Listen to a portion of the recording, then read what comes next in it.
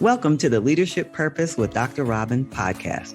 I'm your host, Robin L. Owens, PhD, and this is where we dive in each week to give advice, tools, and tips for high-achieving, purpose-minded women who've written nonfiction books and want to amplify their message beyond the book. I'm a college professor, and when I'm not doing that, I am speaking, coaching, mentoring, and teaching high-achieving women who have written books how to use their books to make a bigger difference, have more impact, and purpose. Okay, let's dive in. Hi, everyone. Welcome back to another episode of the Leadership Purpose with Dr. Robin podcast. So glad you're here and that you take time to listen into the podcast. So appreciate you. Because of you listening, we have ranked in the top 5% of all podcasts globally, according to the podcast search engine Listen Notes. And that's all because of you. So thank you for listening in. Now, today, I'm talking with Ann Latham. Now, let me tell you a little bit about Ann. Ann Latham is known widely as the Queen of Clarity, and she's the author of the modern classic, The Power of Clarity. In addition to that, she is the author of the new release, The Disconnect Principle, and she has two other books in her past, The Clarity Papers and Uncommon Meetings.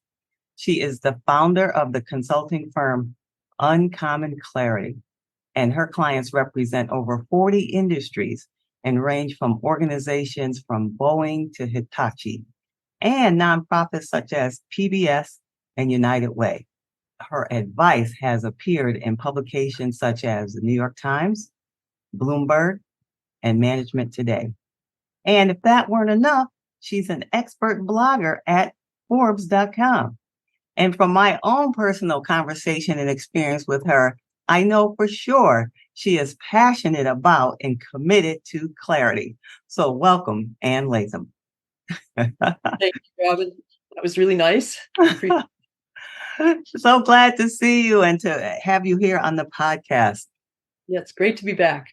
All right. So now you've heard me just read the official bio. Why don't you really just tell us in your own words about your work and whatever you want to share about who you are and what you do? Right. As you read it, I was just pretty amazed at how many times you said the word clarity. It's not too surprising, but yeah, before I quit my corporate job, I asked my previous bosses, my current boss, my colleagues, and a lot of other people that I'd worked with. And I said, what is it that I do especially well that is most unusual? And the answers I got were wonderful. They were thoughtful. They were really perceptive. And, it's always better to hear it from other people than to try to figure out what you do yourself. But they all came down to that I create clarity. And I set off and named my business Uncommon Clarity as a result of that. And I became a consultant and I'm trying to sell clarity, but no one buys clarity because they don't really know what it is. They don't know how important it is. They don't know how unclear that we all are to start with. And so I quickly realized that I needed instead to do strategic planning and process improvement and team effectiveness and all of those kinds of things that people really think there's some urgency about. Those are things they need. And they don't, everyone knows clarity's good, but there's no urgency there. They don't see that as a pain point. So while I'm consulting and doing all of these, working with all these companies of all stripes and colors, I was writing about how to create clarity, how I do what I do best. And the culmination of that was really the book, The Power of Clarity. That's my legacy. That's the book I poured everything into about, look, the first chapter is called We're Not as Clear as We Think We Are, and it's costly. And it's really trying to make people see that clarity is much bigger than what people talk about generally when they talk about clarity. And it's a huge opportunity for improving productivity and confidence and our ability to empower other people. So yeah, lots of consulting, lots of projects, but in my heart, it's all been about clarity and trying to teach people how to create the clarity that will make them more effective. Okay, so that's wonderful. All right, you said people you give other words other than clarity because people often don't understand what it is. So in your own language, what is clarity? Clarity, I make it, I think, pretty simple. Clarity is knowing exactly what you're trying to accomplish, how, with whom, how you're going to get there, and with the resources around you so that you can focus and get things done. When you are really clear, you're in that ultra productive zone. You're barreling through, you're pounding obstacles out of the way, and you're making things happen. You're moving things forward. And that's that productivity we all love, but it's really rare. We just don't have enough time in our days where we're really cruising like that. Yeah. I mean, who doesn't want that? I don't know who doesn't want that. Who doesn't want that? I want that. All right. So now you talked about how talking to your friends and colleagues and how you got at this work because they talked about clarity being something you did. Tell us what about the book reflects who you are? It might be an extension of that, what they said to you, or another. So what about the book reflects who you are? Well, that's an interesting question. I've never been asked that one before. And we're I talking about the Power of Clarity book because I know you have quite a few. Yeah. Yeah, I mean, I think the book's loaded with me and who I am. When you read it, I think you get to know me pretty well. But to me, I was always the one who was driven to make things more efficient and more productive, to get to real results, not fake results, to not get waylaid. So when I asked that questions of my colleagues, they were saying, I'm would take in massive quantities of information and cut to the chase and find the kernel, that one thing that we need to do next, that we need to agree on, that we need to move forward and bring the whole group along. So the book is really about, look, like I say, the first chapters were not as clear as we think we are, because you've got to see that first. You have to see where the opportunity is first. And then from there, you have to understand what clarity is and how much opportunity there is. And then I teach the specific skills about how to be more specific and how to clarify the process clarity. That's specificity over time, right? So you can be really specific, and a process lets you be specific step after step after step. And how to create that, and how to create the focus we need so that we have those resources and that time when we need it. So I think the book is all about me. That's who I am. And it's funny because when I first started consulting, and I would go to networking sessions, which I hated, but I would meet people and I'd be introduced by people. And when I would tell people, look, my company's called Uncommon Clarity, I was so sure that this gibberish would spew out of my mouth afterwards because I wouldn't be clear at all. And then after a couple months, I was at a networking session, and this woman introduced me, and she said, and she really is uncommonly clear. And I thought, there, great. That's what I want to hear. That I am my brand, and that's who I am. I love that. Now, when you look back at yourself in your younger years, maybe high school or growing up or anywhere in your young adult years, where if you think back, were there any indicators back then that connect with what you're doing now and being so clear and promoting clarity? Yeah, I think there are a lot of them. I think it started out with me straightening out my big brothers, getting them to toe the line, get them out the door in the morning. I mean, it's just, come on, just, let's get going here. And then I was a math major. I think, math is all about being precise and logical and orderly and thinking things through. So I think that all made sense. I became a software engineer after that and worked my way up in the company. And when I was a really good software engineer, I was known for writing bug-free code. And when I stepped into management, I wanted to solve all the people problems the same way that I had solved all the technical problems. And so I had to adjust my thinking and change the way I approach things. But so many of the principles still apply.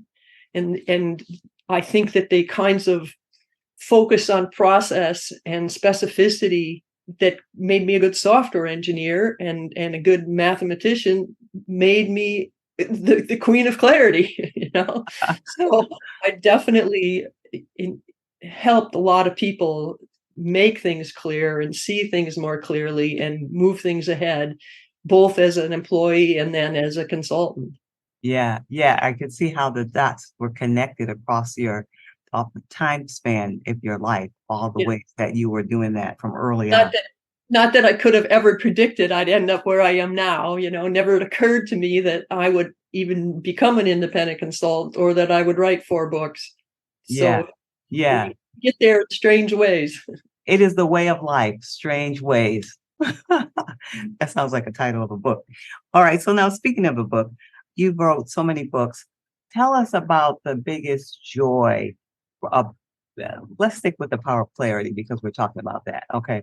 So what is your biggest joy about getting that book out into the world, into the hands of readers, into the hands of other folks? What was an experience that represented your biggest joy in that? I think one of the coolest things about it is that I applied the principles that I was talking about in writing the book. So, for instance, when you write a book, if you want it to be good and effective and not have it jumbled or overlapping or things like that, to me, the best advice I gave myself is I need it to be clear about what needs to be different when I'm done. And that's a theme I talk about throughout the book. To be specific and clear about what you're trying to accomplish, you need to ask that question. What needs to be different when we're done? And it's like my trademark question for a lot of things. But I did the same thing with the book. How do I want the reader to be different at the end of chapter 1 or after the first section of chapter 1? How do I want the reader to be different after each chapter of the book? How do I want the reader to be different after reading the whole book? So when I wrote my table of contents and my the book profile thing that you send off to the agents and the publishers, I included in there this, very specifically, I want the reader to say, for instance, with chapter 1, oh my God, we really are unclear. I've done all these things. I can see it now. I'll never look at these situations the same way again. And so I defined all of that chapter by chapter and section by section before I wrote the book. So it was wonderful to see my own advice I was writing about apply to writing the book. It was cool. It was a thrill, of course, to get it finished and get it out there. And the reviews, people's reactions to it have been fantastic because I think they assume that clarity, so many people are starting to talk about clarity, but the depth of my approach to clarity is something quite different. And so most people who read it, it just really opens their eyes. And several people said it's the best business book they've read in ages. And it's really made a difference in their lives. And that's the other thing I think that's really makes me proud is that when, it's one thing to say, look, this every corporation should read this. Every leader of every corporation should read this and all their employees should read it. And they need to learn how to do this stuff. But when people tell me it changed their lives personally as well, that's really cool. Yeah, it makes it all worth it. Makes Yeah. it all worth it. What would you say has been one of the challenges in getting it out into the hands of readers? Oh, getting it out into the hands of readers because there's a zillion books out there. And there are so many books being published every day now. And, if you're a consultant or you just want to make a name for yourself, publishing a book is like creating a calling card that you can then send to people or give to people, and it makes them understand who you are. So, I mean, I wrote a book. I'm trying to change the world. I'm not trying to get business, trying to change the world, and it's competing with a zillion other books that are just getting popped out there every single day. Yeah, yeah. It's difficult. Yet you still had more after this one. After writing The Power of Clarity, you still said, okay, I'm going to continue the work. So good for you. Yeah. Yeah. Yeah. And I had this wall full of Post-its that I was playing with while I was writing The Power of Clarity. And I had a couple Post-its left over. So I couldn't treat some of those subjects inside the power of clarity. So that's why I wrote the disconnect principle next. And I got a couple more Post-its out of there, so we'll see what comes out next. I have a feeling that there's going to be more books than we know coming from that Post-it, that line of Post-its and thinking. All right. So now this podcast is for what I call high achieving women. High achieving women, I'll give you my definition. Women who are professional, ambitious, responsible, most likely business owners, consultants who have written a book. They're the ones who are responsible in their professional lives. People often come to them, ask them questions. They're responsible in their personal lives. People come to them, ask them questions, and they're typically the support for other people. And they do a couple things well. They're good at things, more than one thing. So this is the high achieving woman. Now, given that, and so I thought to myself, they're supporting everyone else. Who supports them?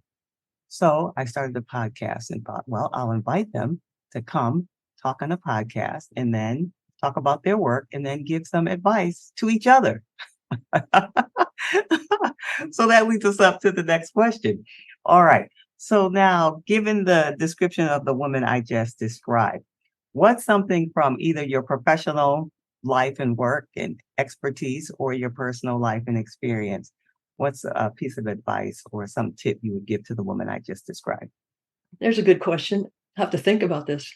That's good. That's all right. You can take a moment and think about it. I mean, one thing I recommend is you talk to other high achieving women and that you use the opportunities to understand their experiences and their challenges, and you learn from all of them. I mean, I belong to a couple groups of authors and a couple groups of consultants, and there's no question that I've learned a lot from these other women, and especially the ones that are all women. So that, I think that's kind of obvious. I hope that's obvious, but I think it's really important. And I guess the other thing I would say is that I think I'm really fortunate that I am my brand, and that because I asked that question, what is it that I do especially well that is most unusual? I don't think I would have come up with realizing that I create clarity if I hadn't asked that question. So I asked that question. And then once you get an answer to that question, I think it's important to be your brand and don't try to be someone else. Your brand. There's a whole bunch of people out there who are more successful than I, but I can't be them. I can't do it the way they're doing it. I have to be me. And so I guess that's what I would recommend to people is figure out what you're really good at and then be that. Yes, be that. Be your brand. Okay. All right. So now the title of the podcast is Leadership Purpose. Now, in your opinion, do you think it's important to have a sense of purpose in your work or not? And if so, why? And if not, why not? I think it's important, but I think that it's hard to find that, sort of a one sense of purpose. I think our senses of purpose migrate, they evolve, right?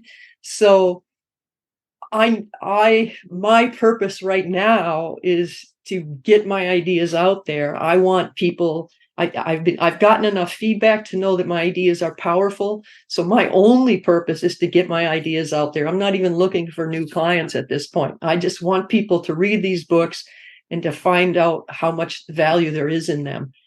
My purpose a few years ago, 20 years ago when I was growing my business, was still to help people, but it was a very different kind of focus. My focus was more, okay, I need to get the business first, And so I think that when we talk about being purpose driven, sometimes we make it seem like we need this ultimate purpose that's profound and going to lead us forever in our lives. And it's not really, I don't think it works that way. At least it's never worked that way for me. And so I think you've got to find what you feel motivated and driven to do, and do the best you can, and grow the best you can in those directions. But then as you sense a shift is necessary, be sure to shift. Don't get trapped by a sense of, oh, but this is my purpose. No, maybe it's not anymore. Yes. And I know exactly what you're talking about because I see in my own life how my purpose, I think it just takes a different expression. It evolves over time and it takes a different expression. So that has been my experience. So I understand exactly what you're saying. Well, and I can talk to you all day, and this based on last conversation, but I want to be mindful of your time. Now, before we tell people where they can get in touch with you, is there anything I haven't asked you about or something that just came to mind that you'd like to just share before we tell people how they can reach you? Yeah, I can't think of anything. It's probably no one gives you that answer. No, sometimes they do, which is good. It means we covered everything. I always want to give that opportunity just in case, because sometimes when we're talking, something might just spark, or a Sure. thought might spark. But you've been so clear in your conversation, you've said it all. Well, good. I'm glad to hear that. So where can people be in touch with you? AnnLatham.com is a good place to go. But go to Ann Latham on Amazon and get my books, and then because that's me now. I've poured myself into those books, and you'll find out all about my ideas that way. I think the fastest. Okay, that sounds great. We'll be sure to put that in the show notes, annlatham.com. All right, Ann, you've been so generous with your time and your experience and expertise. Thank you for being Thank you. here today. Thanks, Robin. It's been fun. Okay, everyone. And if you want to know more about me or hear more about me, you know what? I would actually love to hear from you. Just send me a message. Pick your favorite social media site. I'm mostly on LinkedIn, but I'm on all of them. Just send me a message and I'd like to hear your thoughts. What's your takeaway from the episode? You can reach me at Robin L. Owens, PhD, at Robin L. Owens, PhD on social media. And if you're an author and you've been thinking about expanding your message through a course and you're wondering how to do that, go on over to my website, createmasterfulcourses.com, createmasterfulcourses.com, and you'll get a free resource there. And until next time, this is Dr. Robin. Thank you for tuning in to this episode of the Leadership Purpose with Dr. Robin podcast. If you enjoyed it, head on over and rate and subscribe so you never miss an episode. New episodes drop every week, and I can't wait to hang out with you again soon. Meanwhile, this is Dr. Robin signing off. See you next time.